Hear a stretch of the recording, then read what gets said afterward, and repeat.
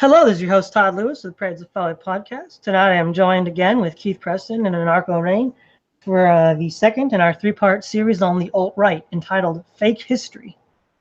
So one of the things that I've noticed about the alt-right in the 6 or 7 odd years that I've been following them is that, again, we mentioned last time that the African-American community, Hispanic community, and even the white community in the United States don't really have an identity in the same way that somebody living in Kenya or Germany or Mexico might.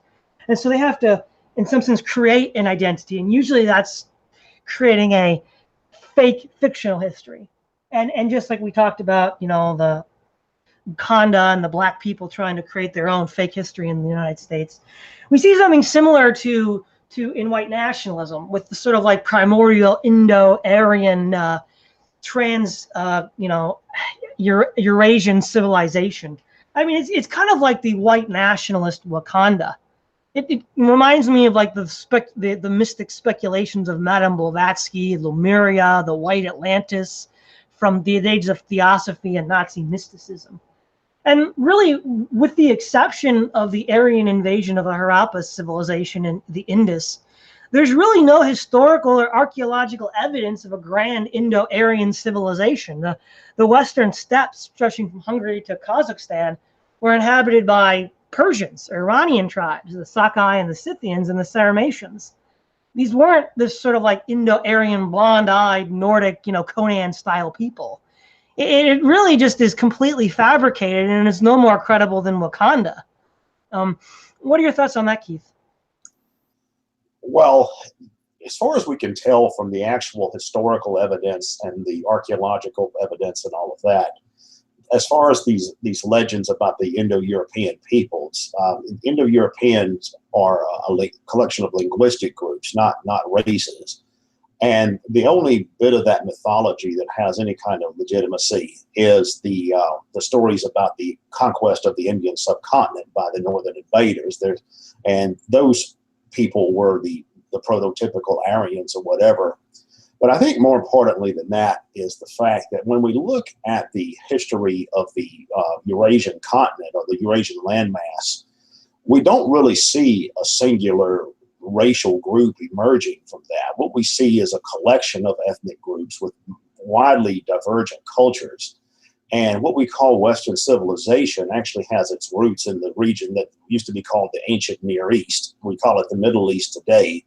But if you look at the growth of the classical civilization of antiquity, Greece and Rome and all of that, you see that all of that has its roots in the Mediterranean and in the Fertile Crescent region and emerges from there. It doesn't come from Northern Europe or from Western Europe. In fact, those regions, even in the late Roman Empire, were considered to be barbarian regions, the Anglo-Saxon and Celtic and Scandinavian and Nordic Germanic regions. And that was true in Asia as well, in the Ukraine and Russia, the areas that are now the Ukraine and Russia and the Slavic countries and all of that. So there's this idea that there's some kind of mythical classical Indo-European civilization that's the prototype from Western civilization is silly. As you were saying, it's similar to the Afrocentric idea, the idea that there were all these massive, great kingdoms in ancient Africa. The ones that are really take that to extremes claim they claim that that there was these great empires in Africa and that the ancient pharaohs and all of that were actually black people and all of that. So you have, as you were saying, it's sort of a white version of the same ideas, but it's a very similar collection of mythology. And it's interesting too. You raised the point about the identity groups in North America. Yeah, and it's true that the only ethnic groups in North America that really have this kind of historic identity are the American Indians and the Native Americans. The others, do have this collection of myths that they've constructed to try to give themselves a fake history. In the case of the African Americans, it's understandable because so few of them really know their history. Because all of that was pretty much lost in the transatlantic slave trade and all of that. With the Hispanics, it's more of this fake history about the great Aztlan Empire. I mean, they're really just neo-Aztecs. Is what they're really embracing, as if that's anything you want to emulate. And you find that in the white nationalist milieu as well. I mean, if you actually go back and look at what some of the practices and beliefs were of some of these native regions in Northern Europe, I mean, there's evidence, for example, that some of them were into human sacrifice, and all sorts of other crazy things. So if this was a barbarian collection of cultures, this wasn't some prototype for some great civilization. Yeah. You have any thoughts on that, Anarcho? I think it's interesting. We touched on this last episode when we brought up how the alt-right's ideology leads them to mesh all the different ethnicities of the white race into one, how the ethno-state into it itself meshes all these different ethnicities together into one homogenous white identity. And it's funny to see how this plays out in their sort of backcasting onto history, them sort of project these ideas of a meshed, homogenous white identity by pretending that there was some sort of, not necessarily united Europe, but a homogenous European race that doesn't take into account all the sort of the multitudes of the various factions within that region, and the denial of various identities beyond just the very broad European identity, which didn't even exist. That was that very conception of Europe as it's drawn on a map is a fairly recent conception anyway. There wasn't even a consensus among various groups and tribes and nations at the time that the European continent and in and of itself was something distinct from, say, the rest of Asia. Yeah. One quick note is you brought up, Keith, and Africa, the Afrocentrists. Well, you see, it's interesting with Egypt. The Pharaonic Egypt has been sort of a prize that both the Afrocentrists and the this sort of white Indo-Aryanist people have tried to claim for themselves. Right? Either the pharaohs were black-haired, black-skinned Nubians or something, or they were blonde-hair, white-skinned, blue-eyed Nordics. Well, modern DNA testing of mummies has showed us that the pharaonic rulers were more closely related to the Semites, the Syrians, the Iraqis, and the Saudis. And in fact, the amount of genetic markers from sub-Saharan Africa were mostly within the last 1,000 years. So they were neither we was Kang's Black Power, nor were they the mystic Indo-Aryans. They were largely Semitic. Now, the other thing to bring up here as well is that when we look at Eurasian civilizations, and that would include Egypt and Carthage in this list as well, is prior to what historians, sociologists, and economists call the Great Divergence, which began in the 16th century with Europe's stellar rise to dominance, we had basically a basic benchmark of civilization and rise and fall. I mean, we look at the Mycenaean civilization or the Minoan civilization, and we see they had sophisticated urban centers, hot and cold running water, advanced plumbing and whatnot. And when time we get to the Romans, about 2,000 years later, once they sort of rebuild the lost civilization, it's not markedly different. The level of technology, the level of social organization is roughly similar. It's just, you're tweaking it around the edges. So there's no fundamental change in that time. They're just kind of reclaiming what was lost.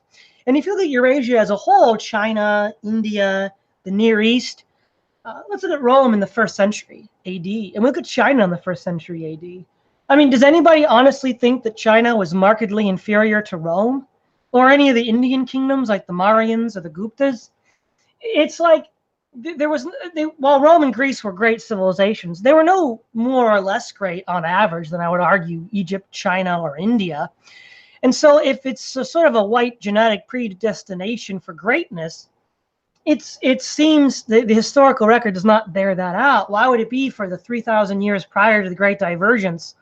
If anybody had a slight edge, it was China. What are your thoughts on that, Keith?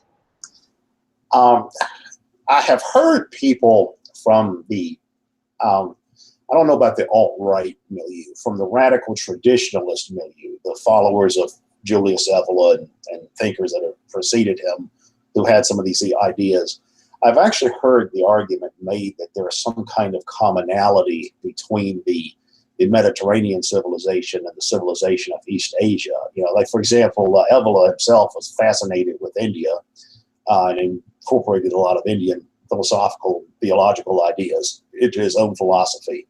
And I've heard there's actually supposed to be some kind of kinship between Asian civilization and between the Northern European civilization. I'm not really sure how you could claim that there's any kind of racial affinity. I suppose you could claim there's a cultural affinity, but it just seems to be an entirely made up set of ideas. As you were saying, 500 years ago, China was probably more advanced than Western Europe was, or maybe 600-700 years ago that was the case. And in the ancient world, the Chinese and the Indians and the other Eastern civilizations were certainly had achieved more or less the level of advancement of the Romans. So it's not like that the Romans were unique in that regard. And the Romans were building on what had come before, not just the Greeks, but also the Egyptians, the Assyrians, the Persians, all of these very ancient civilizations, even the Babylonians, all of that had been had shaped the character of what Rome became as well, in terms of their their science and technology and philosophy and religion and all kinds of things. So the idea that there was some magical Western civilization that just appeared out of the European landmass or the Southern European Mediterranean region or whatever is just a collection of myths. Yeah, what are your thoughts on that, Anarcho?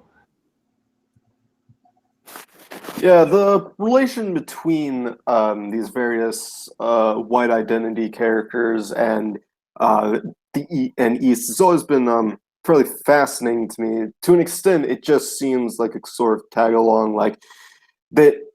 And if I had to guess, their arguments as to why the East has obtained this success that it has, probably has to do with, obviously they would bring up IQ, but they would also say it's the collectivist nature of those countries, because of course they oppose liberals on individualism, as do I. But it's kind of the point I'm trying to make is they would say it's the fact that the East Asians, their ability to form collectivist societies, that has gave them so much success. Anyways, that's all I have to say on that.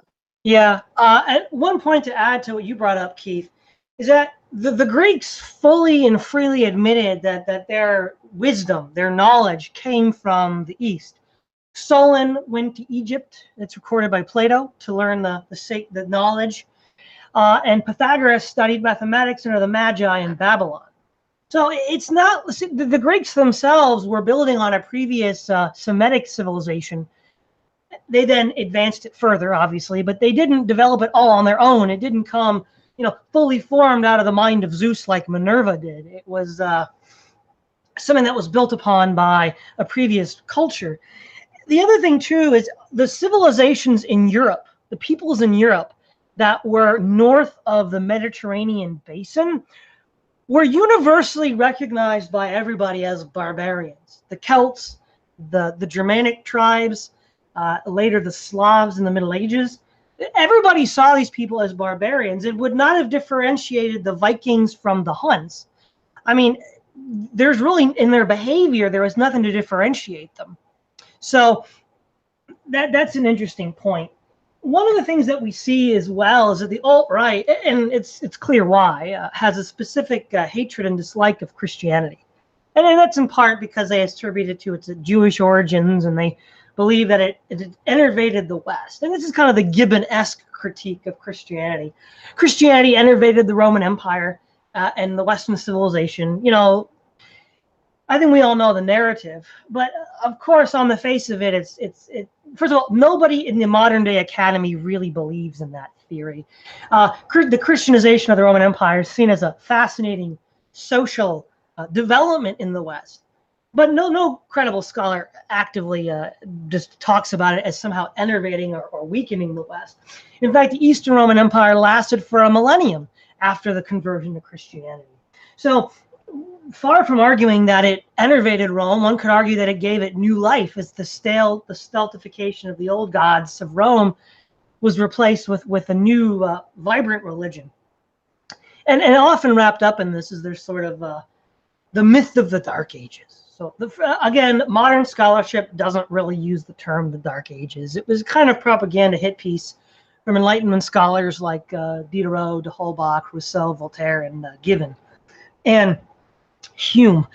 And the idea, sort of goes like, Christians took over the Roman Empire, they burned all the books, they destroyed the learning, and, that is just palpably absurd. I mean, the things like the university and the hospital were developed by Christians.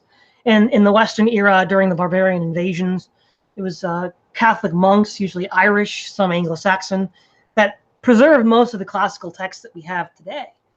And if the Dark Ages are used at all in modern historical discourse, they're usually used in a somewhat colloquial sense to describe the fact that broad periods of history, we have very little written record.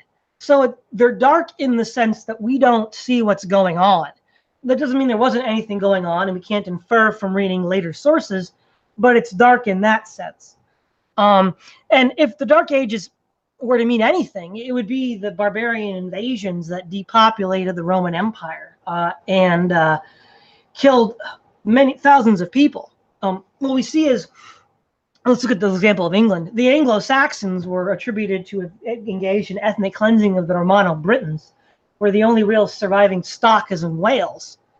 Now, in the post-World War II era, we had a sort of liberal revisionist history of the world where a lot of these barbarian conquerors were portrayed as migrants, traders, and peaceful explorers, and it was one of accommodation and integration rather than conquest. And we see this theory criticized harshly by Lawrence Keeley in his War Before Civilization. And it's interesting that the alt-right has latched on to this liberal fake history to describe the Goths, the Celts, and the Vikings. But with genetic testing, we can now determine that the Anglo-Saxons did engage in ethnic cleansing, and the genetic markers for the Celts are largely absent in most of the English population. So there's a lot here. So what would your thoughts on this be, Keith? Well, as far as the role of Christianity in the transition from the ancient Roman world to the Middle Ages and the medieval period, I don't think that all of that has as many clear dividing lines as what is often claimed as well, because you don't really see in the late Roman era this dramatic change where all of a sudden you have pagan Rome and then you have Christian Rome. I mean, you do in the sense of Constantine actually making Christianity into the Roman state religion. But prior to that, for probably a century prior to that, you had a succession of Roman emperors that were looking for a religion that they could use to unify the empire. One of the problems the empire was having was that it was too fragmented. And they wanted to, a series of emperors wanted to have a religion around which they could unify the empire and rally the people behind and all of that. And you had different emperors that had tried out different things. And one of the problems they had was that they kept getting assassinated or overthrown or killed in battle or something like that. Rome in its latter period was extremely unstable. It was getting to be about like the mafia, where you succeed, you gain the throne through assassination and things like that. And finally, Constantine decided to make Christianity, Catholic Christianity, what becomes Catholic Christianity, into the Roman religion. And that was almost by accident of birth. His mother had been a Christian, and Christianity Christianity was probably not nearly as large at the time as it's often portrayed as having been. It was still a minority faith. But because you had an emperor whose mother had been a Christian, he decided to try Christianity as and make that into the state religion. And he just happened to be the one that survived, and was able to do that, was able to make the religion he chose to be into the state religion, and that was continued by emperors that succeeded him, with the exception of Julian the Apostate. I think he wanted to go back to try some of the pagan religions again. So the thing is, though, it was still the same Roman Empire. The purpose of adopting Christianity as the state religion was not to overthrow the empire or undermine the empire. The goal was to strengthen the empire, and you see that going on into the late Roman, early medieval period as well. You don't really see this break between Christianity and classical civilization as much as you see sort of a gradual transition. Like even the early church fathers, the patristic church fathers, if you actually read their works, they're actually interested in classical philosophy and all of that. Like Augustine, for example, is probably the most influential of any of them. And he was very interested in Plato's philosophy. In fact, he actually made an effort to try to reconcile his own Christian theology with the Platonic dualism and all of that, which he thought he could do because of the concept of the soul and all of that. And even in the Middle Ages, you see this. Even in the Middle Ages, you see the Christian theologians studying Aristotle. Like Aquinas is the best example. He's actually studying Aquinas, and he's developing his own Christian natural law theory, which is in part influenced by Aristotle's ideas on the nature of things. So it's not like there's this clean break between, we have paganism today, or the Greco-Roman civilization today, and tomorrow we're going to have Christianity, and we're going to toss out everything we ever did before. It wasn't really like that. As you were saying earlier, Todd, the classical writings and works of the ancient philosophers were preserved largely in monasteries by monks, by medieval monks. And in fact, that's part of what made the Renaissance possible, is you had people starting to dust off some of that stuff and get into it again. So all of this this whole process is one that's not nearly as possible to be categorized in all these different kinds of ways. And as far as the Eastern world, keep in mind that the Dark Ages, the so-called Dark Ages, only happened in Western Europe. There's a great deal more continuity between Rome and the Middle Ages in the Eastern world, and not in the Far East, but in the Byzantine region of the Roman Empire, the Eastern region of the Roman Empire. So all of that helped to shape the medieval civilization as well. So it's a lot more continuity there than what's often thought.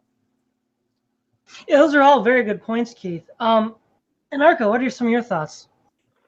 I think it's funny how the alt-right likes to attack Christianity as a Jewish machination to divide the white race, when if you look at the history of the Dark Ages, going to say the Crusades, if we want to think about who united the white race against the Muslims, the Browns in that case, that would be Christianity. And the people who ultimately who proved to be too much of a problem, for the Crusades to go on, would be as you're saying, the Viking and Saxonian warlords that that strained the resources of the church not the church, the Christian states at the time. Again, going back to what I was saying before about Europe being distinguished as a continent separate from Asia, a lot of that credits to Roman Empire to some degree, except the Roman Empire expanded beyond Europe. So it's a little hard to say that the borders of the Roman Empire really defined the European continent as separate from the rest of Asia. But what it really did, I would say, would be Christendom. It's really the church and its efforts which brought the white race under one ideology, and all of the pagan tribes and religions that the alt-right gives a lot of reverence to, if anything, only served to, as a force of division. So yeah, it's this revisionist history the alt-right tries to go into to try to prop up this white identity, which is just smacks in complete contradiction to what the historical record tells us. Well, yeah, one of the interesting things to jump off that Keith said about the early Christian, the medieval Christian embracing of classical knowledge, there's really few and important firsts that people overlook. The first autobiography ever written was St. Augustine's The Confessions. And in fact, most people today who study late antiquity, the Middle Ages, or however you want to classify that period, will point out that our psychology as Westerners, for good or ill, is largely a footnote to Augustine. Augustine sort of laid the foundations for Western psychology, and the idea of signs and symbols that we see in post-structuralism with Derrida and Foucault is in some sense derivative of the thought of Augustine. The first encyclopedia, if we view an encyclopedia as a collection of all current knowledge, was Isidore of Seville's The Etymologies. Oftentimes the encyclopedia is attributed to the encyclopedists in France, and I suppose in some sense the modern encyclopedia does derive from them. But the idea of an encyclopedia and the actual first encyclopedia was put together by Isidore of Seville. And while this is not necessarily a first, we have Boethius's Consolation of Philosophy, which is interesting. He's imprisoned by Theodoric of the Goths and is going to be killed, and he takes consolation in philosophy, and he's a Christian. So that's a very interesting thing to notice with these people. These are hardly the kinds of people that one would attribute denigrating the pagan classics to. In fact, Jerome once said that he felt guilty that he loved the pagan classics too much. So now the other thing is, related to this, is there's this idea in the alt-right that because all the Europeans share this core genetic code or genetic type markers, that they're going to have this solidarity, that they're going to be working together against external threats. Now, this is just palpably absurd. Well, I'll give you a couple of examples. The people of Germania, as recorded by Tacitus, I mean, Germania is a geographic location. Germany is a nation. Doesn't really begin until the Holy Roman Empire. But the Germanic tribes are fighting the Romans. They're both white, and somehow they didn't seem to get along very well. And when Attila the Hun, a Mongolian, genetic foreigner, invades Europe, what do the Germans do? Well, by the time Attila fights the Romans at the Catalonian fields, half his army is German. The Germans had no racial solidarity with the Romans. They fought with a Mongolian invader because their way of life was one of looting and savagery, and the Huns were just the biggest, baddest bully, biker gang on the block, and they got more loot by fighting with Attila. And a couple centuries later, the Avars repeat the same thing, and the Germanic tribes again join up with the Avars. The only time that Germany begins to fight against these Mongolian invaders is under the Holy Roman Emperor Otto I at Lechfeld in 955. But what's the difference? Otto's a Christian. Otto's a part of the broader Christian consensus that is being built by the Catholic Church. So the idea here that you have a European identity just purely based on ethnicity is absurd. Or when the Vikings were looting West Francia in the 8th and 9th centuries. I don't think bankrupting the frontier with Islam in Spain is a good way of protecting European security. And again, the Northmen only began fighting the Saracens after they've been converted to Christianity, and you have the Viking Crusade in the early 12th century. And so the idea that these tribes will be integrated into Europe to defend Europe against external threats, whether they Saracen or Mongolian, only takes place after they're converted to Christianity. And there's a persistent alt-right claim that Christianity has been a part of Europe, and Europe can exist without Christianity. In some sense, that's true. We have the European Union, which is post-Christian, but Europe existed before Christianity. Now, this is just patently absurd. Every major scholar admits this, from the alt-right hero Madison Grant to the European Union, which has the Charlemagne Award, to the biographer of Charlemagne, Einhard, to modern scholarship today. Charlemagne is the father of Europe, Pater Europa. And so everybody across the spectrum, right, left, and center, and well-respected historians all admit that the idea of a political entity called Europe and European man was the result of Charlemagne and the Catholic Church. And of course, this is how we can include the Northmen and the Germans in the broader struggle against the Saracens. And so to talk about a European man before Christianity, other than as a crude geographic distinction, is completely ahistorical. And really, I think, is either born out of ignorance or malice, because it's so obviously not the case. What are some of your thoughts on that, Keith? Well, yeah, the idea of Europe is something that comes much later. You're right, it's a product of Christendom. What united the region that we now call the West, or Europe or whatever, was the Catholic Church, because that was the shared religious identity of this region. It's the same thing that happened with the way that Islam came to be a shared identity among Middle Eastern people centuries later. The idea that in antiquity you would have had some kind of concept of the white race, or the European man or whatever, would have been considered ridiculous. For one thing, the barbarian ethnic groups in Northern and Western Europe were considered enemies of the Roman Empire, not friends. I mean, they were considered, they were looked at as either subjects to be conquered or as barbarians to be warded off. And even among the so-called barbarians, I mean, the Germanics and the Saxons and all of that, they didn't have some sense of common identity among themselves. They were this divergent collection of ethnic groups, many different kinds of ethnic and tribal groups that fought with each other constantly.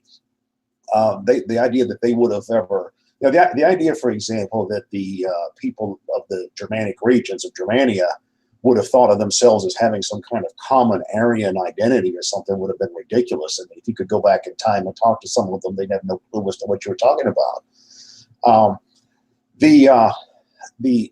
The idea of Europe as a civilization even is something that, as you were saying, it comes later.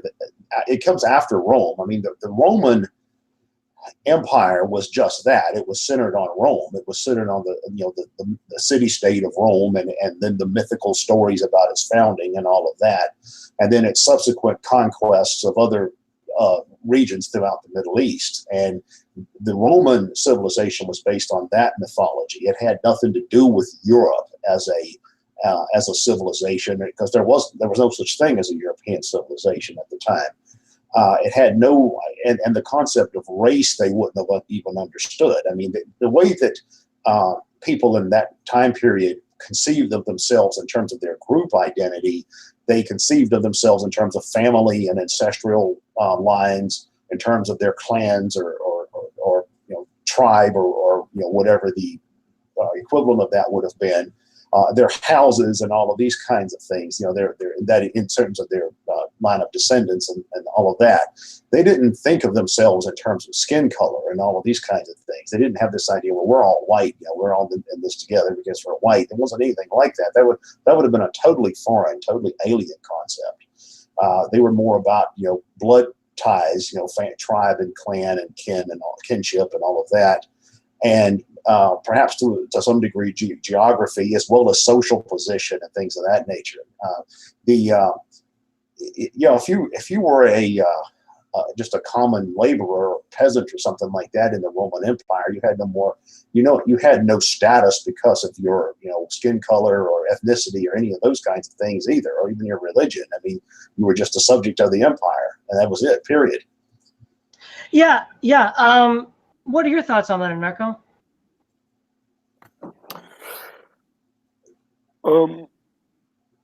I mean, I have nothing much to add. I pretty much agree. Okay. I think one other thing that needs to be highlighted about this fake history is there's really two leaders in Western Europe that I think are deserving of reflection on: Emperor Charlemagne and the petty king Alfred, who founded helped found the English monarchy as we know it. One of the things that would happen is when these kingdoms would convert to Christianity, they would, as all kings do, they try to develop a lineage to justify their right to rule. So the Saxon tribes, the Viking tribes, would say they're descendants of Odin, like the Romans would say they were the sons of Mars. The Christian kings of Europe would try to trace their lineages from the patriarchs in the Table of Nations in Genesis chapter 10.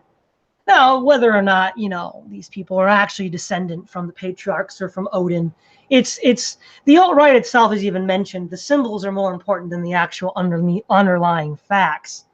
But if we look at the kinds of societies that are produced by people that trace their lineage to the patriarchs or those that trace their lineage to Odin, we see a vast difference. I mean, Charlemagne himself was essentially a petty war chief that had the backing of the church and was able to unite most of the Western Empire all over again and begin to lay the foundations of Europe as we know it. And the alt-right has a particular hatred of Charlemagne, and this is partly borne out because of their, even though they're not all Odinists or Asatru, that's sort of like narrative that they spin of the evil imperialist Christians attacking the poor Saxons and the Viking raids being active self-defense and preemptive strike against the Christians has been quite popular. But let's look at this. Charlemagne began what's called the Carolingian Renaissance, where he brought scholars from Northumbria and from Ireland and elsewhere, probably Italy, to begin building the intellectual foundation that was lost in the fall of the Roman Empire. One of the most famous was Alcuin of York, his personal tutor. Einhard reports that Charlemagne tried to learn to read and write, but he was not very successful at it. And he would have a wax tablet he'd put under his pillow as he would sleep so he could write whenever he had the notion to do so. And he made sure that all of his clergy and officials were literate and able to read and enforce the king's justice. And in many ways, Alfred is sort of walking in Charlemagne's footsteps, trying to do something quite similar. He's a little more successful at learning how to read and write. He translates Latin texts into English for the, not the common man per se, but the nobility and the aristocracy to be able to read effectively. And we see there that there's this commitment to learning, to literacy, and into a sort of law, like the law that is applied to everyone. Whereas with the Saxon kingdoms immediately after the fall of the Roman Empire in the West that conquered England, were basically led by war chiefs that traced lineages back to Odin. And England was just racked with war, rapine, and pillage. The ethnic cleansing of the Romano-Britons and then the infighting amongst the Saxons. No literature, no hospitals, no cities, no universities. It literally was a dark age. It was then the Irish that reconverted most of England and started building centers of learning again, which were then subsequently destroyed by the Viking invaders. And I think one of the most telling examples is when Alfred the Great defeats his Northman enemy Guthrum. And Guthrum is completely at his mercy, and instead of massacring all of his forces, Alfred says, okay, you convert to Christianity, you can rule the Danelaw, and you'll be my vassal. Now, one can find all sorts of pragmatic reasons why Alfred might do this. Having Vikings fight Vikings is a good idea. Tying him together with oaths of loyalty and Christianity is a good idea. But one can imagine if the roles were reversed and Alfred and his men were at the mercy of Guthrum, he would have had no compunction against slaughtering all of them. And one of the other things that is often forgotten in this fake history is that the church itself at the time still did not support the killing of heathens who did not convert. Alcuin of York tells Charlemagne, you should not kill these Saxons for not believing in Christianity. That's not the right thing to do. And under the influence of Alcuin, Charlemagne eventually repeals his laws of the death penalty against these heathens under his rule. So again, he's still a bit of a barbarian, even though he is trying to build a civilization. And we really see that the civilization of Odin brings on the Dark Ages and submerges man into war and bloodshed. And the civilization that traces its roots from the Bible begins to rebuild civilization despite all of these buffets from Saracens and Magyars and Vikings. And this is really fairly uncontroversial. I mean, 50 years ago, if you read any sort of history book in the United States or England, and even today, it's not, amongst the actual scholarship, it's not that controversial that this sort of broad narrative of the 8th, 9th, and 10th centuries. And you know, to quote Christ, you shall know them by their fruits. And the fruits of Odin are rotten. You know, they talk about knowledge and Odin gaining knowledge from the tree, but you know, what knowledge did the Vikings impart to the world? What are your thoughts on that, Keith? Well, one thing I want to go back to is this idea that you find on the alt-right that Christianity is some kind of Jewish conspiracy against Western civilization. That's a rather strange view. I mean, I'm neither Jewish nor Christian, but so it's not something I have a dogfight in. But the thing about Christianity of the kind that became dominant in Rome, in pagan Rome, and eventually became the state religion, one of its characteristics was that it was a departure from Judaism, not a continuation of Judaism. There were, in early Christianity, there were certainly forms of Christianity that were much more Jewish oriented than what becomes the foundation of the Catholic Church. But what caused, in part, Christianity to grow in Rome was because it was a religion that both the Jews and the non-Jews could belong to. It was, it was the Pauline version of Christianity, the idea that the faith is for everyone. It's for the Jews, the Gentiles. It doesn't matter what ethnic group you are. It doesn't even matter what social class. You can be a slave and be a Christian. You can be a woman and be a Christian. You know, it's this kind of idea. It's this inclusive idea that really, in large part, causes the Christian faith to grow. And the idea that this is all part of some kind of Jewish plot to undermine the empire is silly. I mean, there's no way you can even make a remote case for something like that. It's just pure fantasy. But what you see though when you get into the Christianization of Rome is you start to see not an eradication of the older pagan civilization. I mean, you do in some instances. You see violence against pagan temples and all that kind of stuff when there's a change. All the stuff that happens when there's a change of regimes or a changing of the guard or whatever. But you also see quite a bit of, again, continuity between pagan Rome and Christian Rome, and some of which is still with us. I mean, in terms of Christmas. I mean, Christmas was a pagan holiday. Then they converted into a Christian holiday. And it's still with us today. And that's true of architecture, and that's true of art and all kinds of other things. So this idea that Christianity somehow eradicated this Greco-Roman civilization is simply not true. I mean, it certainly changed it in a lot of ways, and there was a lot of new things that were introduced, but it's not some kind of departure from the ancient Greco-Roman civilization that it's often made out to be. And that's true even when you get into modernity, when you see the transition from the Middle Ages into the early modern period and all of that. You see a lot of things from the past times being brought into modernity as well. You can't really divide the history of the West up into these kinds of neat, tidy categories that a lot of people think of. Yeah, exactly. What are some of your thoughts, Anarcho?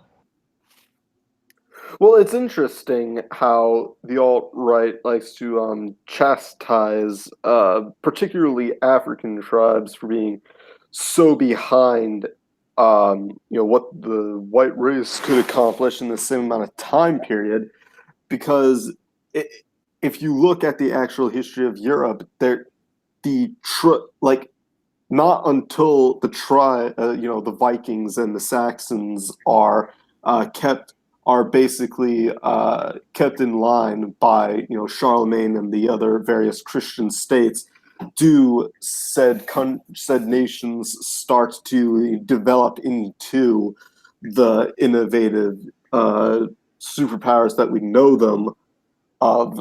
You mentioned Charlemagne, and then also and even after the fall of the Holy Roman Empire, with the rise of France and England and Spain, it's not only once you have monarchs established with the legitimacy of the church do you begin to see a great deal of scientific development. At the time, the Mideast, under the rule of Islam, would have been the primary innovator at the time. But once the church gains, once the Christian states truly gain hold of Europe, it's only then that they gain the ability to travel to the New World, and you'd catch up also with the rest of the world in terms of scientific knowledge, especially under like Isabella in Spain, for instance.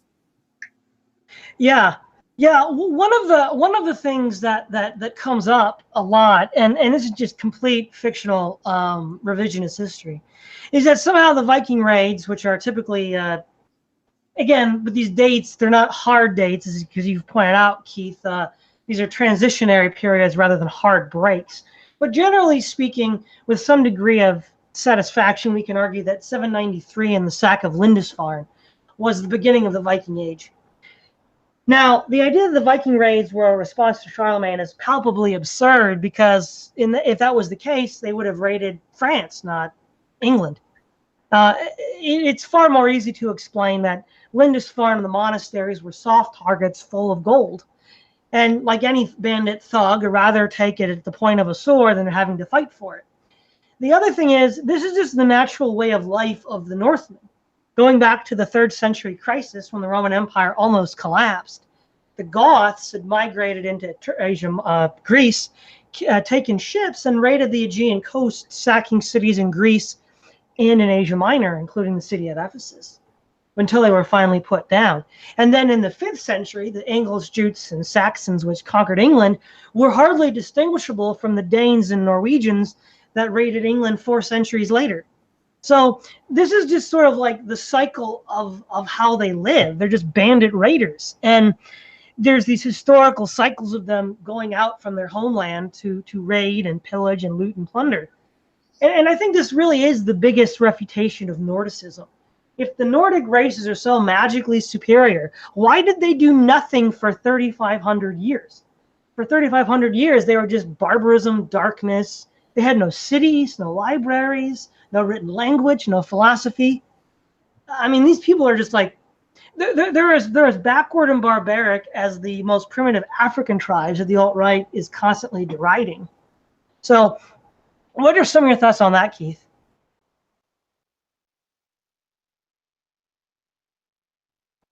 You still with us, Keith?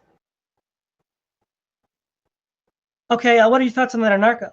Well, actually, it's funny because I would just say that it's funny how you said it took the Norse 3,500 years to get anywhere, yet that Christianity has dragged its feet in terms of saving the West. That's I think I would just like to point out that bit of irony right there.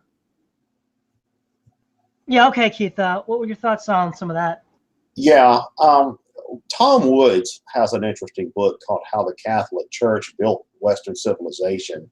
And I think the argument that he makes in that is correct, in the sense that what is thought of by modern people as Western civilization really does begin with the unification of what we now call Europe under the Catholic Church. I mean, that's really the beginning of the modern West.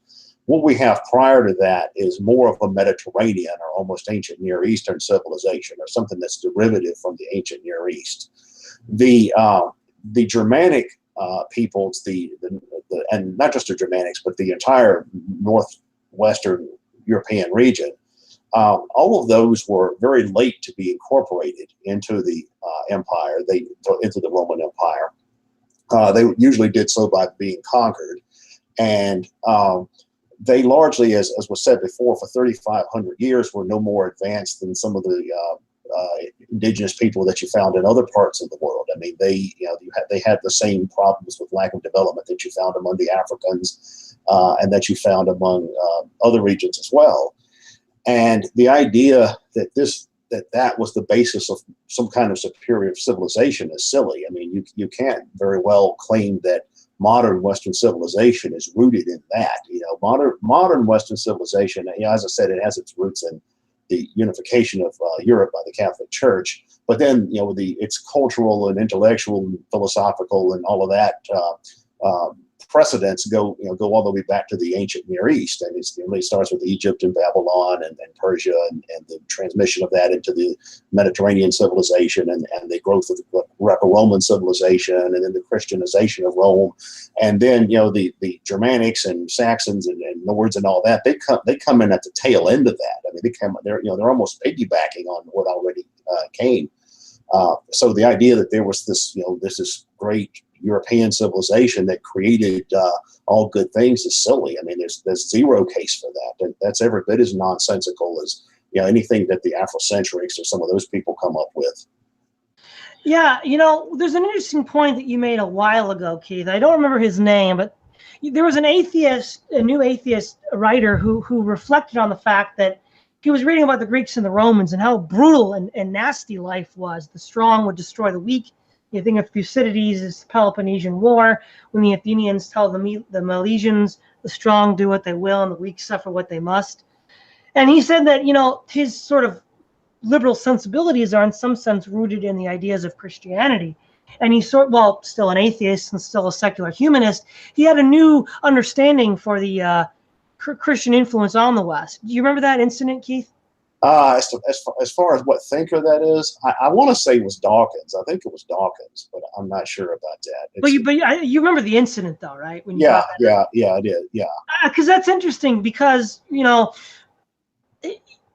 this gets to another point. If you look at the alt-right, they tend to be opposed to Greek Hellenism, because Alexander the Great had this idea of the brotherhood of all mankind.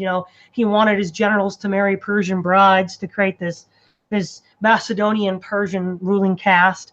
And they didn't really like that too much. The Macedonians didn't, and neither does the alt-right.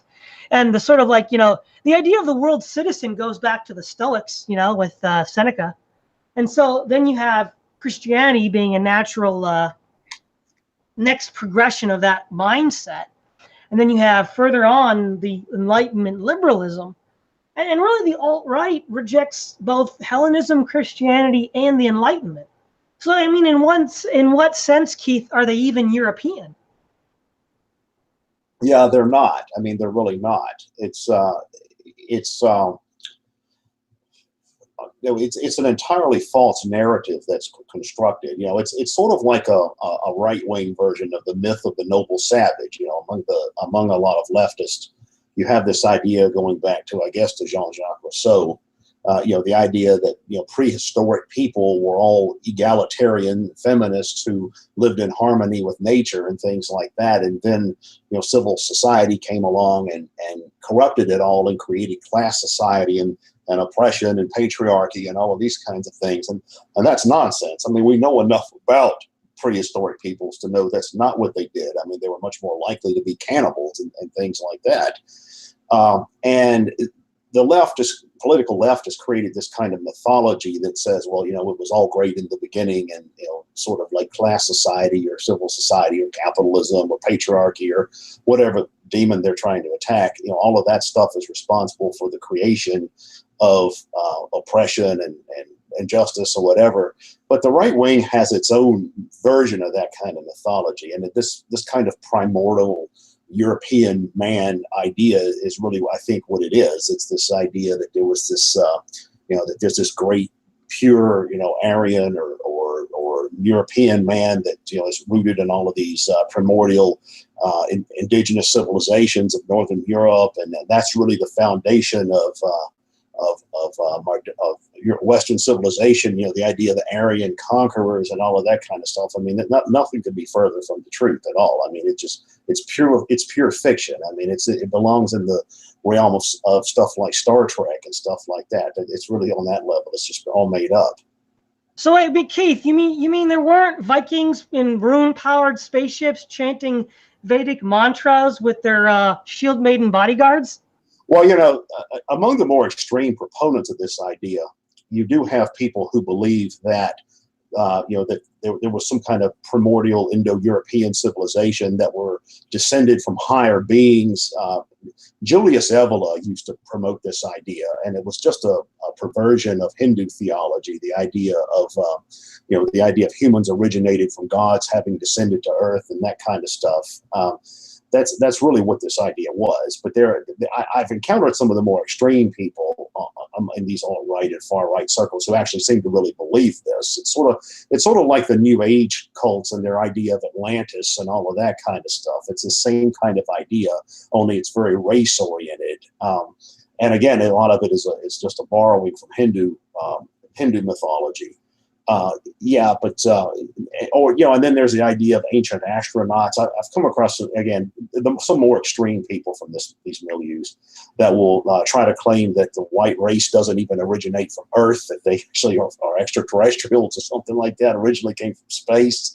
I've heard that as well. So, you can take this kind of stuff in all kinds of wild directions. Yeah. So what are your thoughts on that, Anarcho? Well, I think mythology is really the key word when it comes to characterizing the general white identity. It basically is just like the Afrocentric idea that all these various African tribes are of have a common.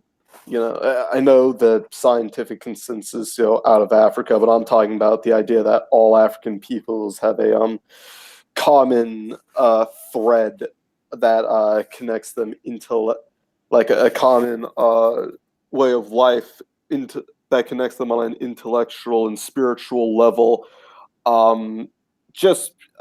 It's ridiculous to believe that any of these pre-Christian barbaric tribes would have any loyalty to any real principle other than very basic blood ties, which I guess since the alt-right believes that blood is the primary principle, it would make sense why they have so much adulation for these peoples, but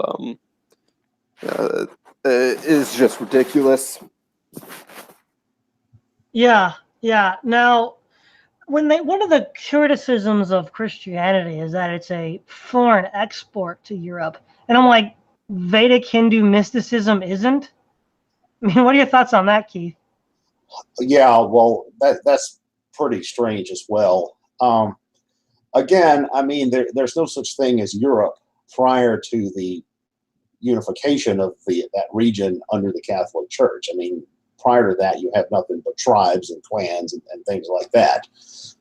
So the idea of Europe goes hand in hand with the growth of the Catholic Church. Again, I'm not Catholic, so I'm not trying to be a mouthpiece for the Catholic Church, but that's just the history that's there. And the idea that people who are enamored of European civilization are somehow going to oppose Christianity as some kind of Jewish conspiracy or alien import from Semitic peoples, and then go ahead and embrace Hinduism, and I've also come across people in the far right who embrace Islam, and that's not that common. But it does happen. I'm not sure why. Probably because they conceive of it as an anti-Semitic religion or something like that, or they think it's more warlike or whatever. Seems to be another rationale. But the popularity of Julius Evola among some of these people I always thought was really strange, because Evola, on one hand, he had this idea of the Indo-European people, but he didn't really have this kind of idea of race that you find among Nazis and people like that. It was more of a mystical concept of not so much race as much as cultural tradition, which he thought there was this connection between European civilization and Hindu civilization. The idea of the myth of we know that the idea of the Aryan conquerors of the Indian subcontinent, that's real history, but the idea that there was this Indo-European culture that extended into into India rather, and that India is really sort of a hybrid of Europe and Asia is a pretty far-fetched idea, to say the least. Yeah, what are your thoughts on that, Anarcho? Yeah, I mean, I think it's weird how I understand why the alt-right is drawn to the caste structure of Hinduism. I understand why that they would find very appealing, but I don't. It's weird because Hinduism in no way translates to the the precepts of Hinduism in no way translates to a Western lifestyle at all. Just the idea of the caste system, which I know a lot of alt-right people like to LARP about as like the future, the best future for the West. It just doesn't. It just contradicts the past few centuries of Christian and also liberal, Christian-inspired liberal values. Keith, you had something you wanted to add to that? Yeah, the idea that you find that the caste system is some kind of ideal state or model society is absurd. I actually had a conversation about this once. I was at an academic conference and I was talking to a guy from India, a historian of India, and he was saying, and I think he has a valid, I'm quite sure he has a valid point, that one of the reasons that India has always had such a problem of being such a backward society, and keep in mind, this is 1/7 of the world's population today, where half of their population, larger than the entire population of the United States, doesn't even have toilets. It's the reason that they have so many problems with lack of development is because of this caste system. This caste system is probably it probably is the most rigid social system that's ever been devised. A lot of Westerners have this very romantic view of what Hinduism is. To them, Hinduism is just the guys that became popular in the 60s in the West, like the Maharishi Yoga, they have this idea of Hinduism as some guy in a toga-looking robe playing a sitar, and the fact that George Harrison, one of the Beatles, converted to Hinduism, that's the Western image of Hinduism. It's kind of this hippie-ish religion. In fact, Hinduism is a very rigid, very stratified, very authoritarian system. And the caste system is really the social expression of Hinduism, and the caste system is something where the individual is locked into a very rigidly defined social role by ascription. You're just born into a caste, and you're going to stay in that caste for the duration of your lifespan, and then so are your offspring. And not only do they have the major castes that people are familiar with, the Brahmins at the top and the Sudras as the working class and all of that, but they have about 3,000 subcastes, and each of these subcastes has a very definitive social role. And in their tradition, if you were born into this position, that's what you were expected to be. If you were born a carpenter into a carpenter caste, you were expected to be a carpenter. They have castes for beggars, they have castes for prostitutes. You're expected to be that if that's what you're born into. So within a social framework like that, there's absolutely no social mobility. There's therefore no motivation or incentive for anyone to try to improve themselves or their own light in life, because there's too many social barriers to that, which in turn means that the entire society is going to remain stagnant. And not only their social structures, but also the kind of philosophical frameworks that a lot of Eastern philosophy is rooted in is such that it doesn't really place the emphasis on rationality that you find in Western philosophy, going all the way back to the philosophers of antiquity. Eastern philosophy tends to be more mystically oriented. It tends to be also more into the idea that we need to rely less on logic and more on things like paradox and opposites can be true at the same time and things like that.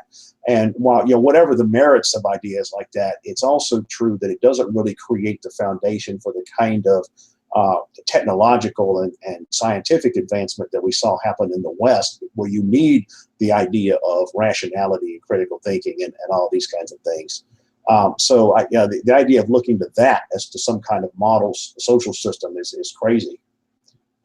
Well, exactly. I mean, given the three I guess 4 options, right? We have some sort of secular humanism for the West, which has been dominant for the past century, a kind of Christian West, maybe the old gods of Rome and the Vikings, and then, I guess this sort of like weird Hindu caste system. I mean, if we for the moment leave out the secular humanists right now, I mean, who would choose the Odin and Mars and Manu over Christendom? I mean, what do they accomplish in comparison?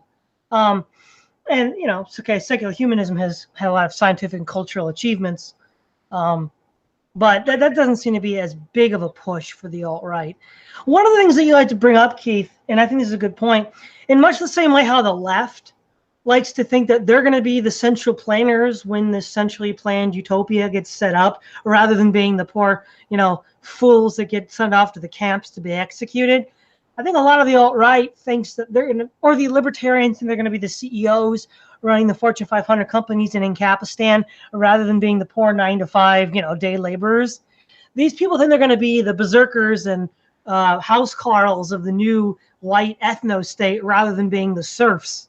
Why don't you? And you like to point out just kind of how brutal, the sort of like the pagan Roman or pagan Germanic life was for just people that were not the rich and privileged. You want to get into that a little bit? Yeah, well, it's the same thing that you find in all kinds of fanatical ideological systems. I mean, you see that with the Marxists when they talk. A lot of the people who are into Marxism, Leninism think they're going to be the ones that are going to be among the leadership of the vanguard party. Not the ones working in the collective farms and things of that nature. And I don't think that very many people on the alt-right would like the kind of society that their ideology would probably produce. I think that, if you know a lot of these guys personally, I hate to use these kinds of stereotypes because they're not always true, but there's a lot of alt-right people that are still, adult young men that still live in their parents' basement at age 25 and have yet to have a girlfriend. It's not just them. You find plenty of that among libertarians and leftists and lots of other groups. But the idea that people who were born and raised in the 21st century Western world, in America and Western Europe and Australia and places like that, the idea that they're going to want to go and live in a society that's motivated by the ideals of the Vikings or the Romans or the classical Hindus or Nazi Germany is crazy. I probably you couldn't find one in 1,000 of these guys who really want to live in a society like that. Yeah, what are some of your thoughts on this, Anarcho? Well, yeah, the LARPy nature of the alt-right is a well-known, well-documented thing. They just, going back to their misconception of history regarding the Vikings and various pagan whites of Europe, they think that, like for instance, I think strength's a really strong virtue in their circles, and I think that's why they admire a lot of pre-Christian tribes. Like that's why they admire Hinduism, paganism, and even as Keith Preston alluded to earlier with Islam, because compared to Christianity, which emphasizes mercy and towards your enemy, even pacifism, you could argue to a certain extent, at least turn the other cheek and all that. I think that more than anything, like even if you ignore the Jewish nature of Christianity, like even if Jesus Christ himself was not a Jew, the fact that he was very merciful in many of his preachings is mainly why these guys reject Christianity and why they want to uproot it from. They want to save the European genetics, but they want to jettison the ideals because they believe that those ideals are what gave us open borders. Now we can go into that myth. There's a whole slew of reasons to believe why Christianity is not. Yes, there's a huge emphasis on mercy, but that and universal love towards your fellow man, but I don't believe that would necessitate, for instance, open borders. But I don't want to go into that right now. The point is, I think the alt-right really embraces things like Hinduism, paganism, and Islam to some extent because they want just the strength, the uncucked nature that those ideologies, that they feel like those ideologies would bring towards the white race, and it just won't translate to a mainstream Christian audience because people understand why strength is only good when tempered against, with mercy, basically. You know, what you pointed out, Keith, and I've had this theory as well. You might remember back when in the 80s with the Rothbard-Rockwell report, when Rothbard was actually almost proto-alt-right in certain regards. Rothbard dismissively speaks of the model libertarians. He makes an interesting insight here. It is only Christians that are treated it is only Christians that are subject to abuse, and clearly the reason for the difference in treatment has nothing to do with atheism, but has everything to do with rejecting and spurning bourgeois American culture. And any kind of kooky cultural cause will be encouraged in order to tweak the noses of the hated bourgeoisie. In point of fact, the original attraction of the ML to Randianism was part and parcel of his adolescent rebellion. What better way to rationalize and systematize rejection of one's parents, family, and neighbors than to join a cult which denounces religion and which trumpets the absolute supremacy of yourself and your cult leaders? Now, while of course it's not a direct translation, they're not individualists, and far from it, the alt-right is radical collectivists. But I think there's a certain truth there. The reason why they tolerate this weirdo Odinism, Buddhism, Vedicism, or space Aryanism is, just like the far left will tolerate anything from crystal power in Atlantis to the Bermuda Triangle to Buddhism to indigenous spirituality, because Christianity is seen as this sort of bourgeois culture they're rebelling against. And in many ways, we can sociologically interpret the alt-right's actions as another variation of that kind of rebellion. What are your thoughts on that, Keith? Well, I think that a lot of the root of that is that people who become dissatisfied with whatever society they're in, for whatever reason, naturally want to think that there's something better somewhere else. And you see that a lot with radicals. An obvious example were the communists who would become disenchanted with capitalist society and developed this idea that the Soviet Union or Maoist China or somewhere like that was some great utopia, workers' paradise or whatever. And you see that today too. I mean, among these alt-right people, there's this fixation with Putin's Russia as some sort of, homeland of the that's going to save the white race or something like that. You still see Western communists that idealize Cuba and China and even North Korea. And you see libertarians that think in a similar light. I don't know that they have any foreign homelands to idealize, but they do have this idea that anything that's against the grain or against the what is conventional is somehow an improvement, and I don't think that's the case at all. Like for example, religion. I mean, whatever disagreements or criticisms you have of Christianity, you can find all of the same things or in other faith traditions at the very least. The idea that Christianity has caused too many wars, but Hinduism somehow is not, or Islam has not, is silly. Or the idea that bourgeois society is too stifling and conformist, but the norms of third world cultures aren't. Or the idea that people in say North America or Western Europe are too self-absorbed and obsessed with material consumption, but people in starving India have it better or had it better in the Middle Ages or whatever. I mean, that's really ridiculous. But it's this idea of trying to thinking, well, if I don't like where I am, there's got to be something better somewhere, or maybe there was something better in the past, or maybe there'll be some kind of utopian future. And I think that's where a lot of this kind of thinking comes from.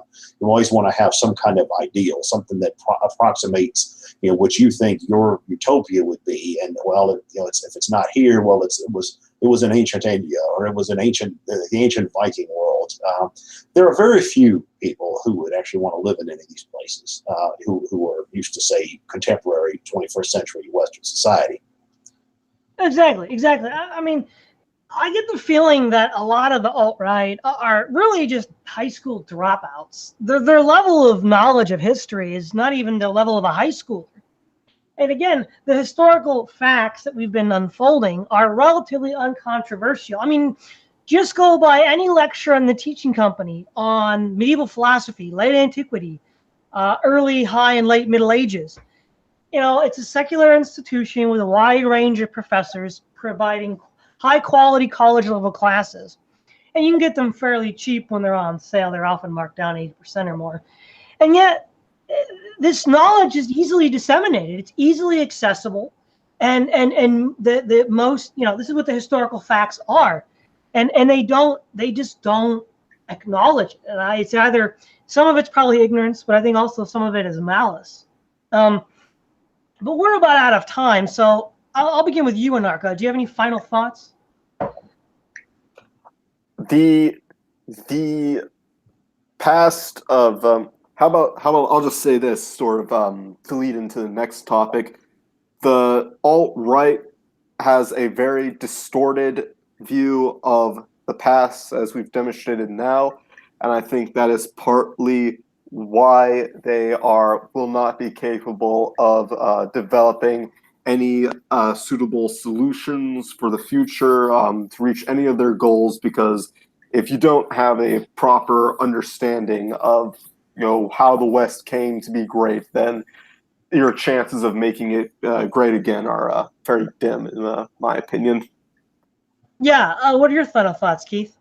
Well, to add to what was just said by Anarcho Rain, I don't really think it's Western civilization that some of these folks are interested in. I think it's more of some kind of mythical utopia that they think existed in the past that they're appealing to, and they want to have some sort of mythical version of that in the future. It's really more like science fiction than history, or mythology than history. I mean, let's say if somebody developed a cult that was fixated on ancient mythology, Hercules and all of that, and then they think they're going to have some future Star Trek civilization that's modeled on that. That's really how a lot of these kinds of ideas come across. I mean, it's extraordinarily silly. It's very similar to the New Age type cults that started to develop in the 80s and 90s, when you had all of these ideas about Atlantis and spirit guides and channeling and all of that stuff going on. It's really more in that vein.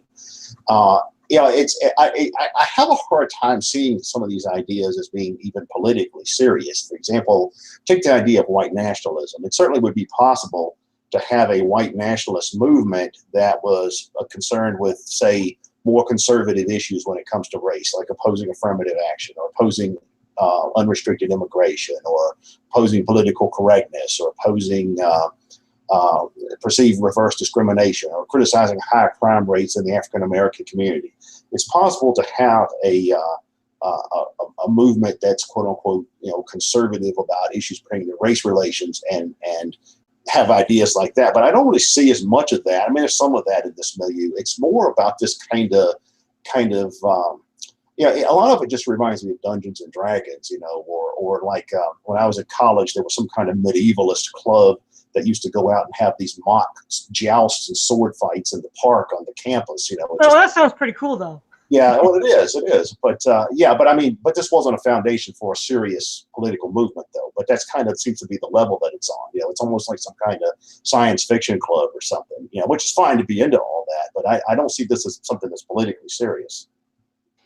Yeah. I think maybe we should create a fund for the purchasing of teaching company courses for these political radicals to get some remedial education.